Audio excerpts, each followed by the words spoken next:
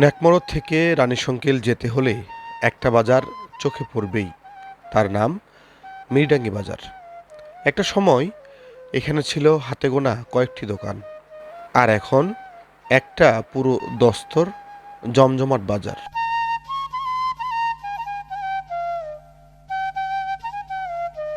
বিকেল ৩টা বাজলেই এই বাজারে শুরু হয় প্রাণের ভিড়।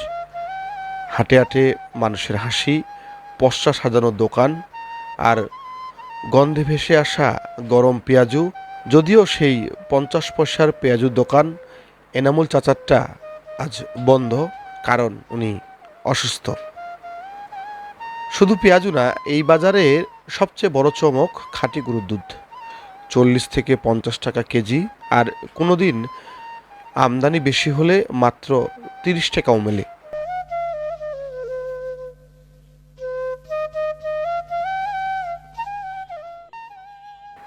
এই বাজারে শুধু দুধ না, তাজা মাছ, মৌসুমি ফল, কাঁচা ঘাস, হোটেলের ঘি মন্ডা, সব যেন এক গ্রাম বাংলার মিলন মেলা।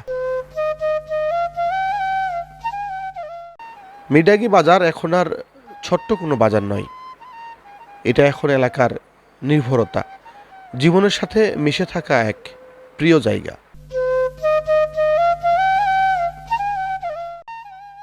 এখানে বাজার মানে শুধু কেনাকাটা নয়, একটা গল্প বলার জায়গা, মানুষে মানুষের সম্পর্ক গড়ার জায়গা।